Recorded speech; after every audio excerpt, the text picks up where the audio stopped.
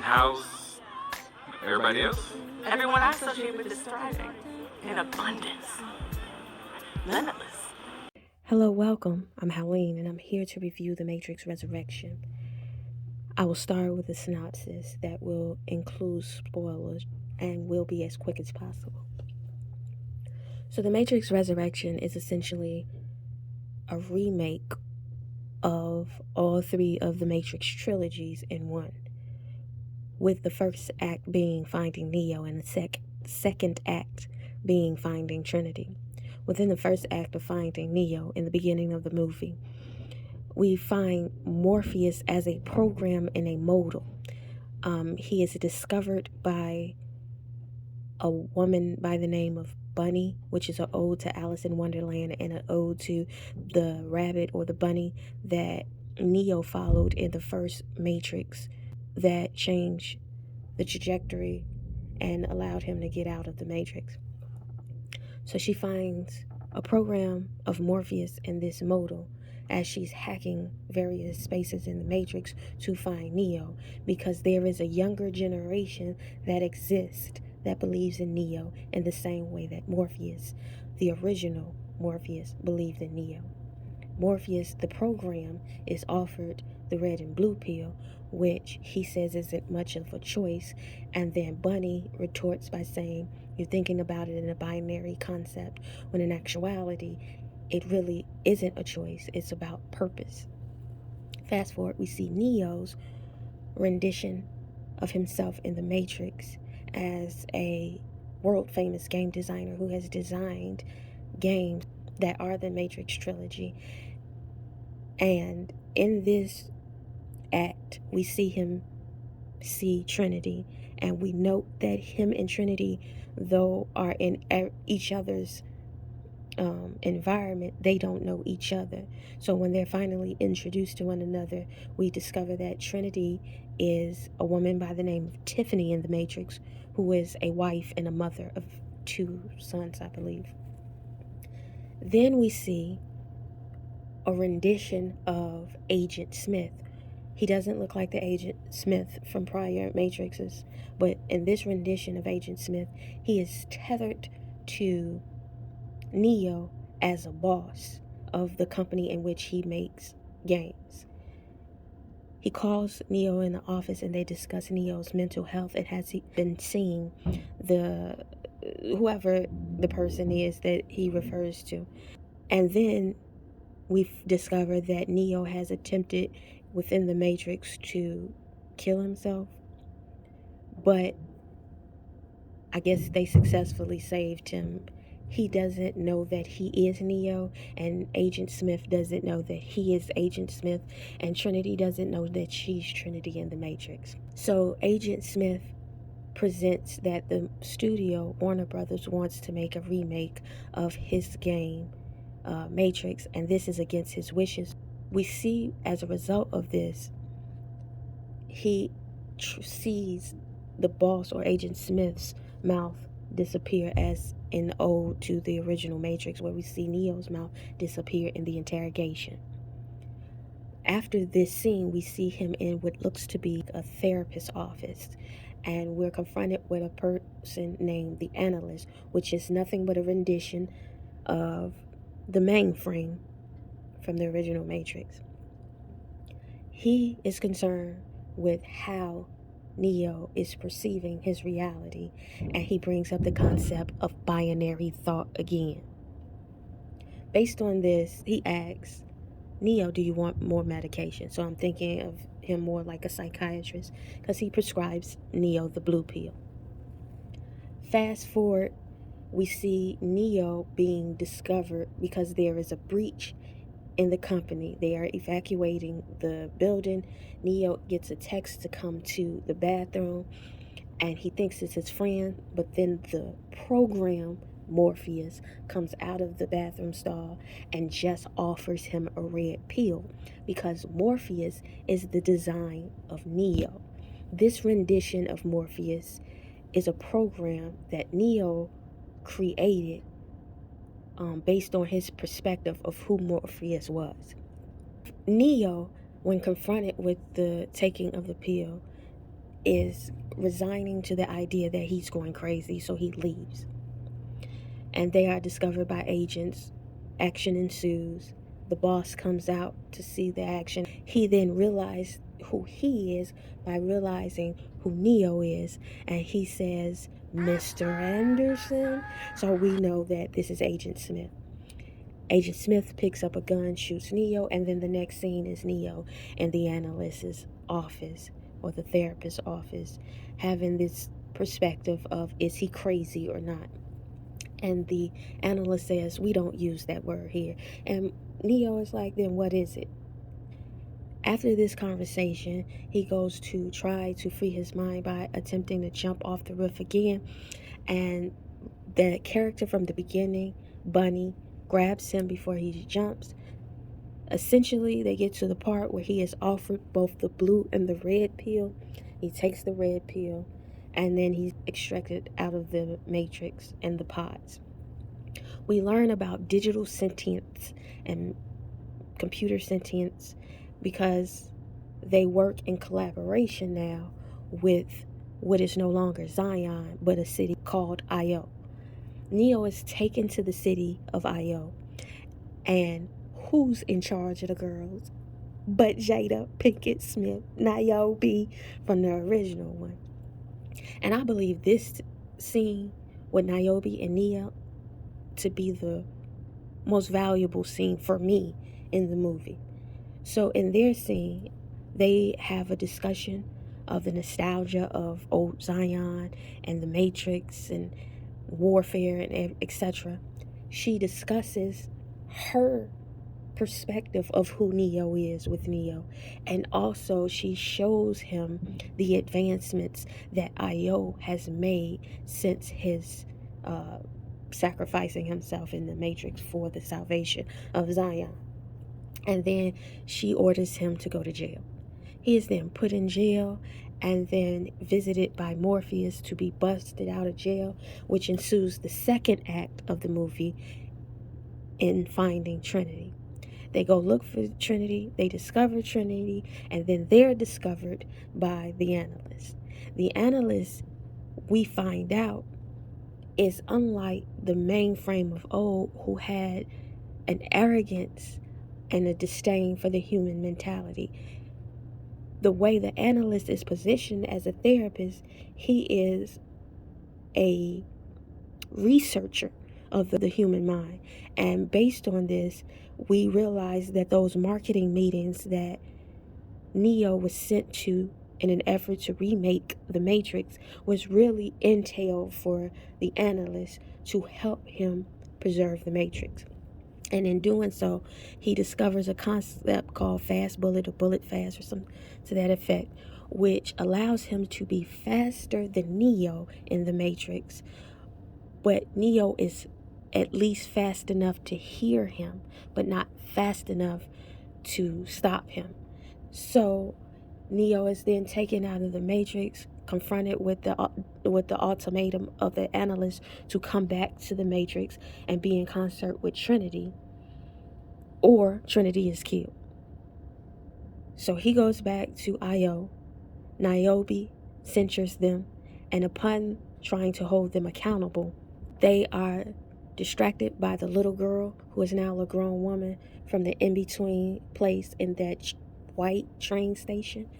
She comes and tells them that she has a plan to extract Trinity, and she's been monitoring them ever since her daddy gave her the codes for Neo and Trinity.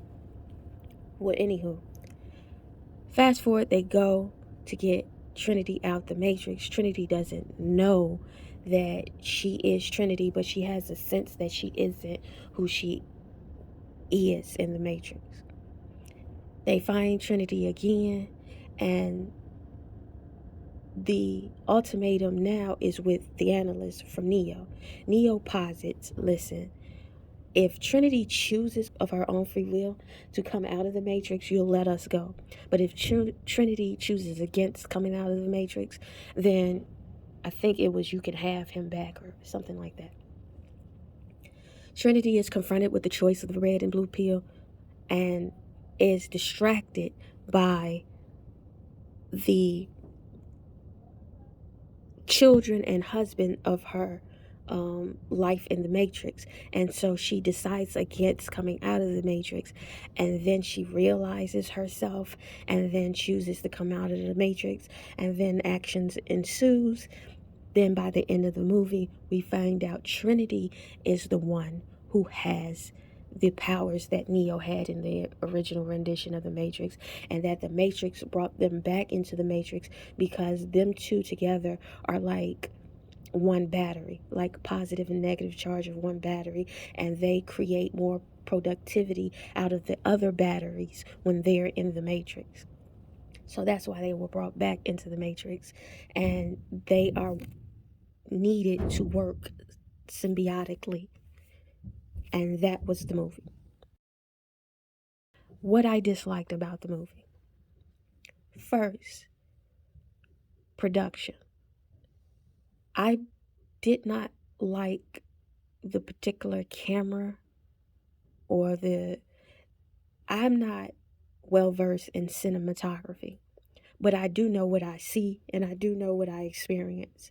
And as of late, there's a lot of movies with this HD camera look that takes you out of the movie because it looks like a live action play or a live action television show, instead of that sheen, if you will. Like when you watch certain movies or certain soap operas, there's a filter that's over the whole movie that allows you to buy into the action of the show. That wasn't available. It looked very live action.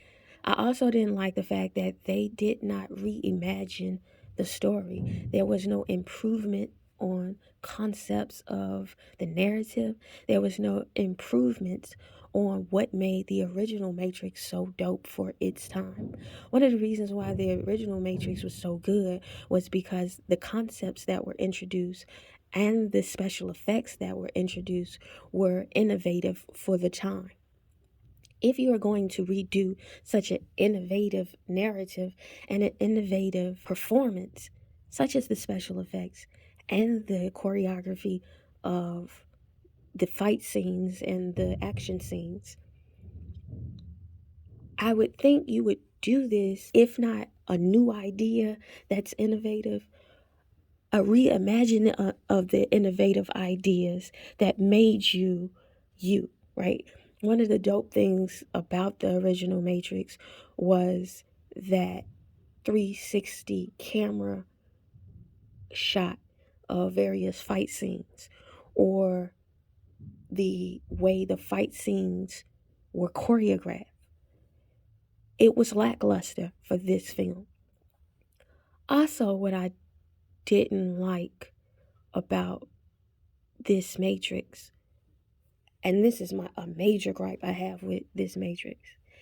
If you are going to tell the story as if Neo does not know who he is, but he sees himself as himself, yet the Matrix and people outside of the Matrix sees him with a different physical appearance, just like Trinity, I feel like then as was done for Agent Smith should have been done for Neo and Trinity. The reason a lot of things fell flat, for instance, there was a scene where Neo and Trinity are discussing why he made the Matrix game, and was the Matrix game based on him.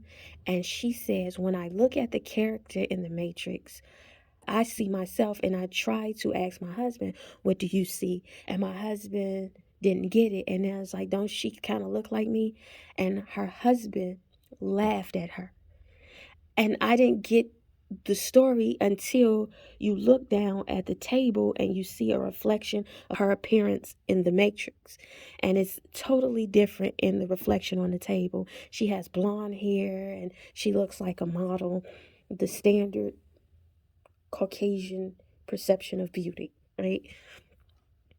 I feel like, given the subject of the narrative and the fan base of the movie, the Matrix trilogies, it did not give us the benefit of the doubt of our intelligence. It didn't give us the journey of allowing us to see these beings knowing themselves in one form, and we being acquainted with the form that they know themselves in.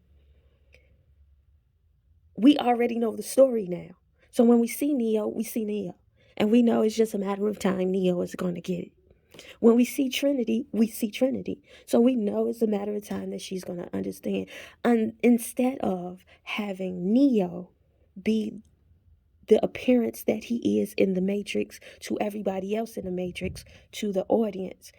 And if they did that for us, we could have gone on the journey a lot better in this narrative. If we saw Neo with the balding, gray hair, an old man, it would have lended to the story better. If we saw Trinity as Tiffany in the story, it would have lended better to the tug of war of getting Neo to try to believe he's Neo.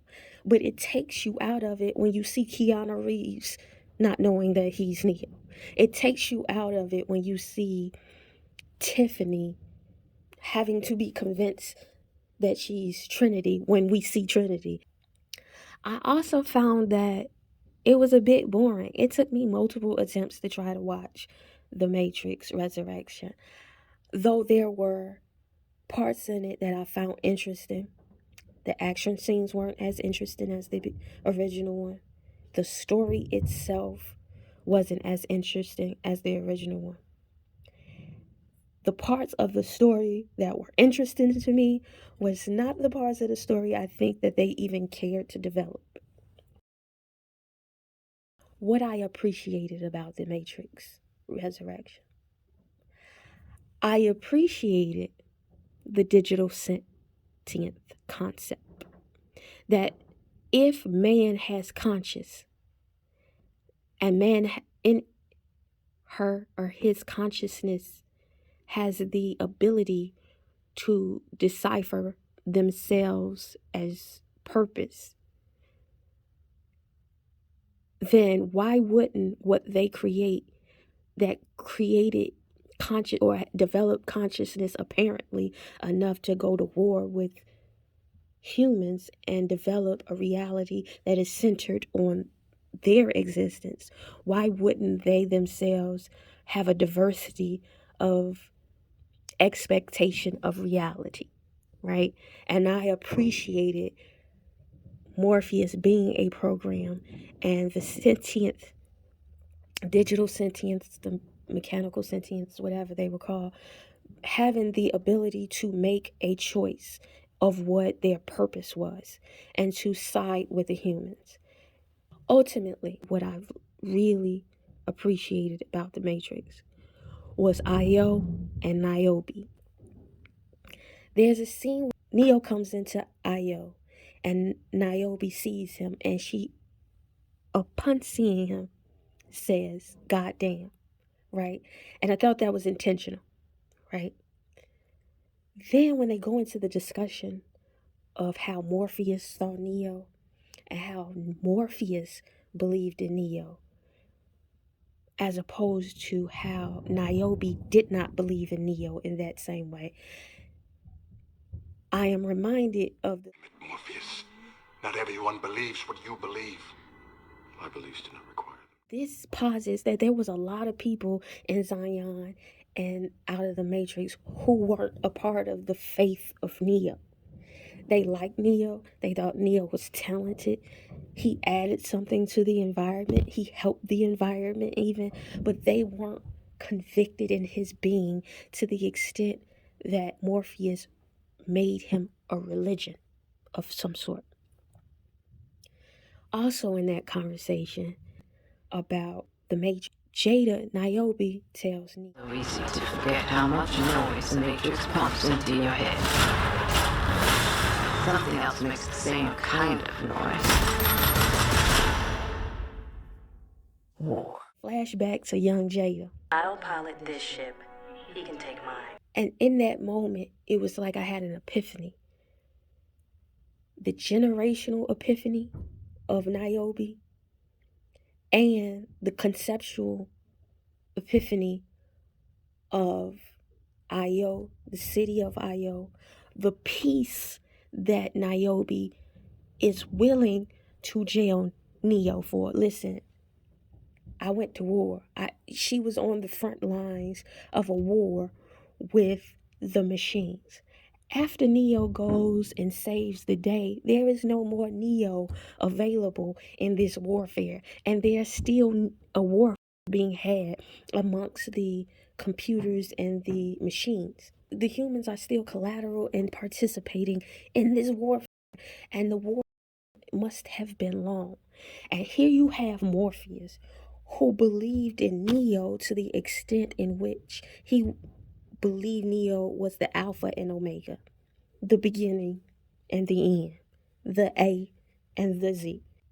Because he believed in Neo in such a fervent way, when Neo did his purpose or fulfilled his purpose, Morpheus now mistakenly believes, well, that is it. Everything is done. No more needs to be done as humanity marches on to the next phase. He thinks of Neo as God. Niobe does not, never have.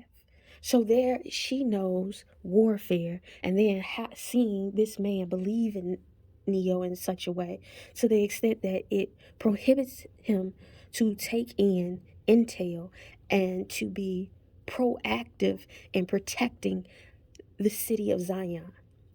Here she has in this city, because of her proactiveness, because of her warring and being a participant in war, she has a fervent necessity to maintain peace because she does not want to mimic the noise of the matrix with warfare. Because then what is the purpose of getting out the matrix if all you're going to do is be in the matrix, outside of the matrix, which then posits the concept of what is real.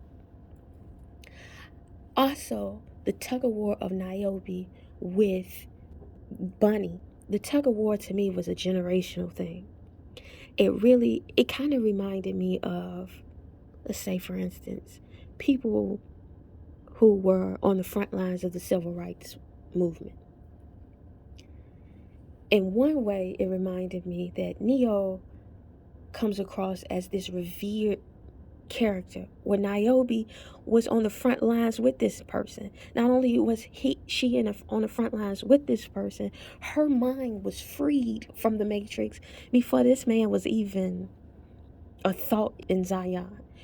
So yes, she offers him assistance, but she offers him assistance in concert to the ultimate goal of freedom.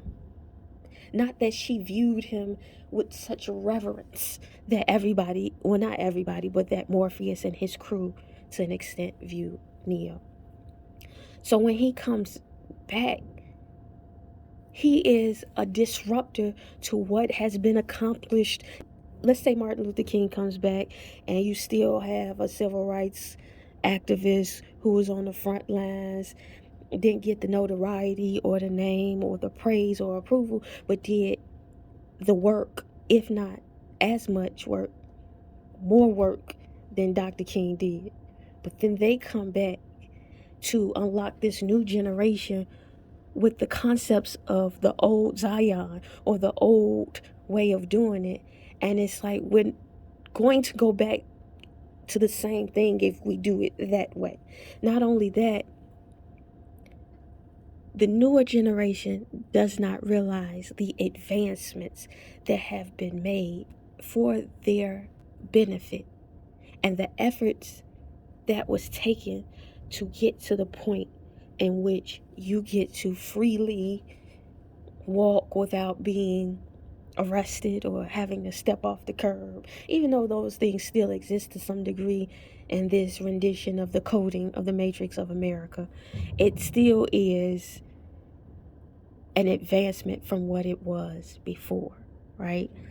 So now when the younger generation throws a fit and arrogantly tells Because in the movie, Niobe and Bunny gets in an argument, and Bunny goes, "You like your precious strawberries more than you want people to get free from the Matrix, free their minds."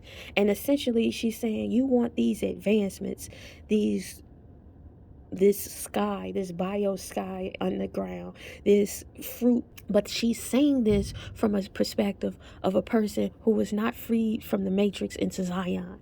She's saying this from a perspective of a person who was freed from the Matrix into Io, who has a sky, who has food of diversity, who has peace, who has anonymity by way of working in concert with these sentient. So there is, from Niobe's perspective, a bratty quality to Bunny's mission. Because it's like, girl, you don't know how far you come. Even though this wasn't openly articulated, because I seen the scene where she's talking to Neo. Niobe is talking to Neo and telling Neo the same noise that the Matrix make in your head. It's the same noise that warfare makes. And then they flash back to the young version of Jada, and then to put in my mind in this narrative that that person in a young version was at war to that degree, and now you fast forward and you see this older person and you realize, oh, that was a baby at war. So now when she jumps into this, well, she's not really arguing, but now when the Bunny character says, you care about your precious strawberries more than you care about freeing the minds, I am able to interpret Niobe's perspective now, because I see, why would an old woman want to go to war when she knows war? And this girl the Bunny character, she is sweet really, as she got out the Matrix. Not that it should be warfare for her to get out the Matrix. Not that she should experience the level of turmoil that Niobe and Neo and Morpheus and those who came before her experience.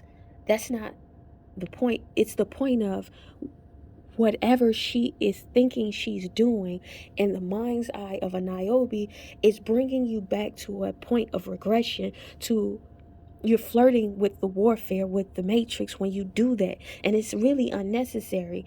And from the young generation perspective, who is free with more naivete, if you will, to have grander imaginations, because really when you're younger your imagination is bigger, because you're not bogged down by the patterns of this reality, right? You're not bogged down that every season is going to go this way, and when you do this, most often this happens. Or you have the luxury of almost a rookiness to life, where the elder generations are veterans and journeymen, and they have the ability to say, I can call upon witnessing patterns of 70 years.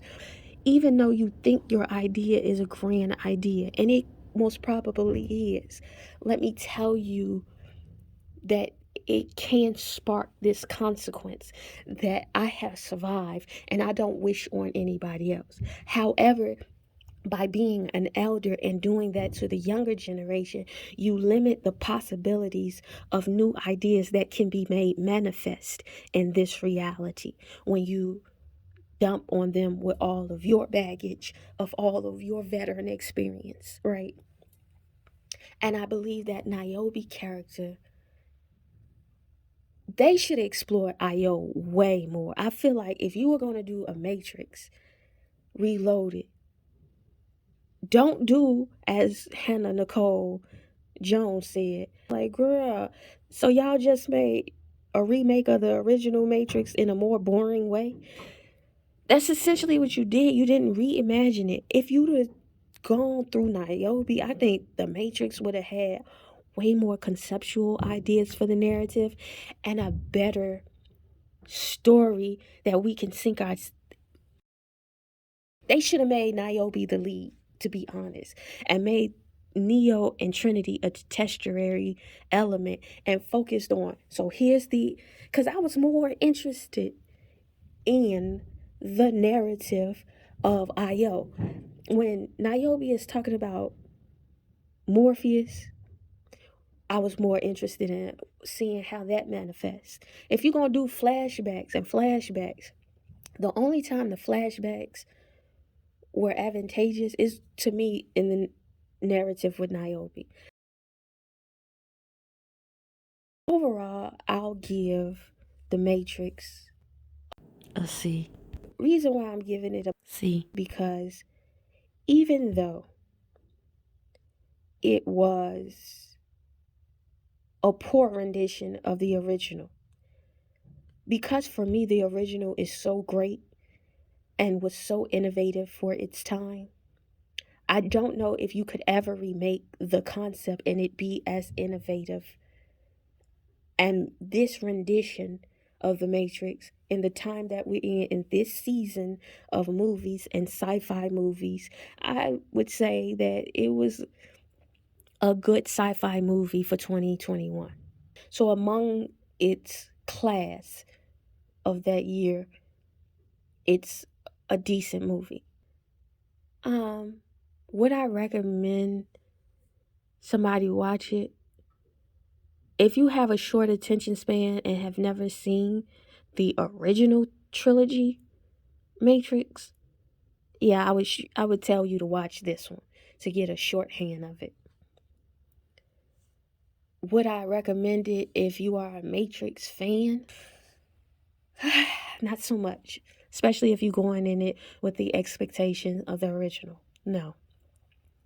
So, in conclusion, The Matrix Resurrection is a C. It gave me the nostalgia of the original Matrix. It allowed me to reminisce on the old concepts of the original Matrix, particularly again with the Niobe scene.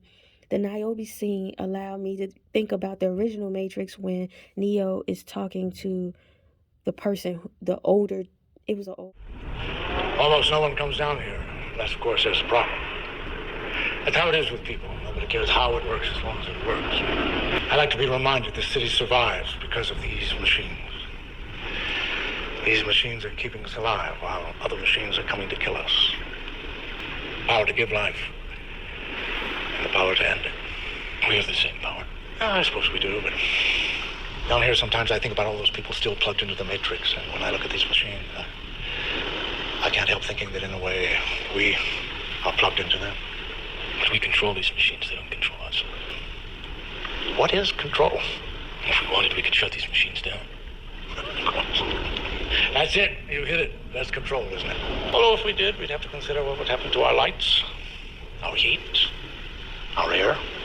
So we need machines and they need us. Is that your point, Counselor? No. Old men like me don't bother with making points. Is that why there are no young men on the council? Good point. When we fast forward to this Matrix, we see the collaboration, the conscious collaboration of machines with the people. And I thought that was interesting enough. I do think others' criticisms of this movie is valid. If you take it out of the vacuum of the original one and just let it stand alone, it's a halfway decent, it's a C. movie. Thank you for listening. And to the ethos, tell the future I said so.